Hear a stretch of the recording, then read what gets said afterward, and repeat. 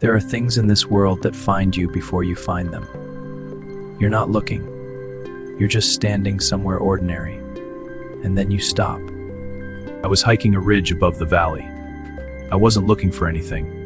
And then, 6 inches above the ground, something was there.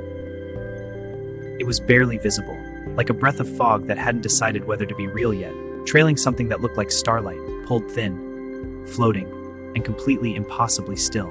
Its eyes were pale, pointed at nothing. It didn't flee. It didn't reach toward me either. It simply continued to exist, as if it had never once expected to be held. I carried it home in cupped hands. I don't know why I didn't put it back. I think I was afraid that if I opened my hands, it would just keep drifting. The second one I didn't find. It was already there, waiting at the base of a tree that had been rotting for longer than I had been alive. I knew the lore. Everyone who studies Pokemon long enough learns it eventually, the uncomfortable fact buried in the notes. Phantom are what's left of children who entered forests and never came back out. When I reached down, it didn't flinch. It tilted its head, slowly, the way something tilts its head when it is deciding, for the very first time in its existence, whether to believe. It weighed almost nothing. And yet the entire drive home I felt something in that cab that had no name. A weight without mass. A grief too old to remember itself. They didn't play. They didn't circle each other. They just existed near each other. The way certain kinds of loneliness recognize each other, without needing to say a single word. Most things you love, you find by accident. A wrong turn, a package at the door, a trail you've walked before, except this time you looked down, and something was looking back. The man who brought it barely said 2 words, just a glass terrarium, a trembling lavender lump inside. Technically the weakest dragon type in existence, looking like it knew that. Every morning it moved to the edge of the enclosure to find me. Not because it needed something, just to be near, just to know that I was still there. I built it a climate-controlled space, soft moss, warm afternoon light in one corner. Within 3 days, Gumi had moved its sleeping spot directly beneath the lamp. It was trying to be warm. The egg was warm when I held it. Not the warmth of something being kept alive, the warmth of something trying. I sat with it every night, reading, or just present. A research station on a volcanic ridge had found one surviving egg on an exposed lava shelf. No parent nearby, no parent ever. Just the heat of the earth and one egg left behind. 3 weeks later, early hours of the morning, it emerged like a small white flame. Trembling legs, 2 red wings scorched at the tips, blinking at the light, alive. I don't know what it saw, but it crawled directly toward my hand and stopped there, pressing its warm body against my palm. The first time something that had never known warmth gave it. When I turned, it was sitting 10 feet behind me on the path. Small, blue, ears pointed directly at me. Its eyes were not afraid. They were focused, like something reading a language. I became aware of it slowly. A shadow in the underbrush. Careful, quiet. Something that had been watching me longer than I realized, before it decided I was safe enough to follow. It placed one small paw in my palm, and that night, 5 separate histories of loneliness in the same room. Riolu lay down against Gumi's side and closed its eyes. That was enough. The 6th one didn't arrive. It was simply there. One evening, in the hallway outside the room where the others slept. No knock, no warning. It hovered at knee height, drifting slowly without direction toward the strip of light under the door. Like something that has been searching so long it has forgotten what it was looking for. I opened the door. It drifted in. Riolu's eyes opened instantly, tracking every inch of the movement. Phantom made a sound I had never heard before. Quiet, low, like calling to itself. It settled in the farthest corner, always drifting, but less. I placed a lamp there, the same warmth I'd built for Gumi. You can't contain a dreepy. You can only stay. After 9 days, it stopped drifting away. It began moving toward the lamp, Riolu, me. I tried not to make too much of it. I made everything of it. On the 15th day, it rested against my shoulder. The weight of a thought, not a body, barely there, but present. That was the day I understood what I owed it. 6 of them now.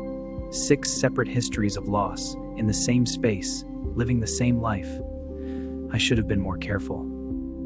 With what I was building, they came on a Tuesday. A vehicle I didn't recognize. A containment case I did, from the research photos. For rare specimens, for preservation, for ownership. They were faster than I expected. Before I could put myself between them and that corner, the lamp was still on. The corner was empty. Dreepy was gone. Riolu, shaking. Gumi, retreated, covered. Phantom, silent in a way it had never been before. Larvesta's wings trembling. Cosmog, lower than it had ever floated. The lamp still on. I drove through the night. A direction, barely. A partial plate number. A name from a registry pulled in a hurry. A facility 3 hours east. No plan, just moving. I hadn't asked it to come. I'd simply gone to the car, and Larvesta was already there. Sitting, wings folded, eyes forward, waiting for exactly this moment. 3 a.m. Fenced, dark, and quiet. The kind of perimeter that assumes the threat always comes from outside. It was wrong about that.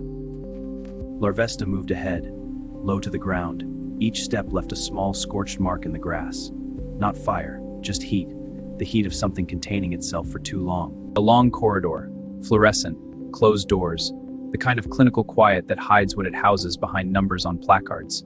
Larvesta did not hesitate at any of them.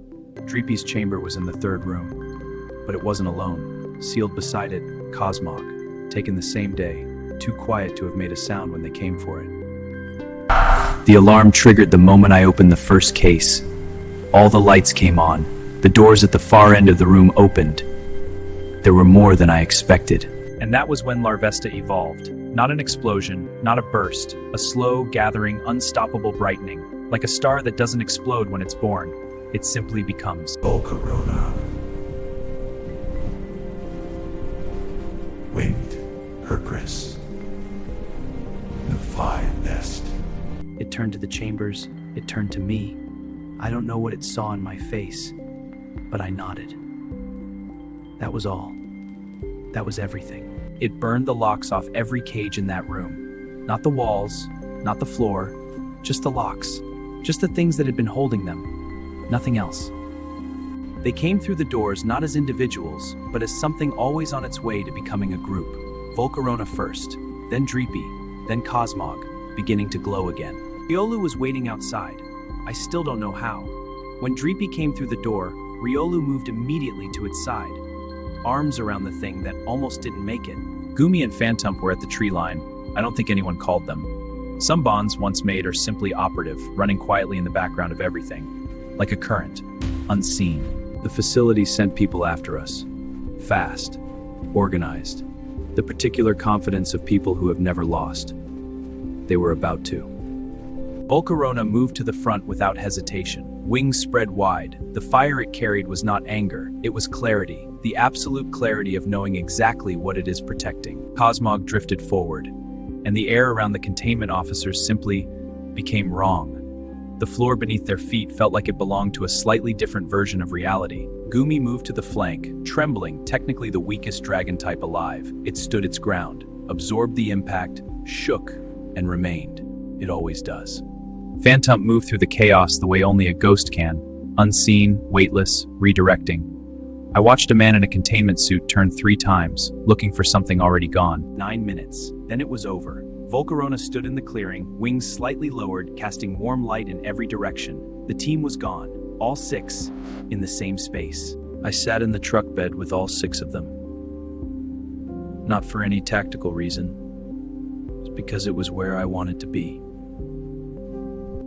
Cosmog above my left shoulder, trailing starlight. Riolu asleep on my knee. Volcarona folded at the wheel well, finally still. Gumi against my side, the sky deciding. The Pokedex said it was lost, ancient, unfinished, searching for a feeling with no name. There, pressed against my side as the sun came up, it had stopped drifting.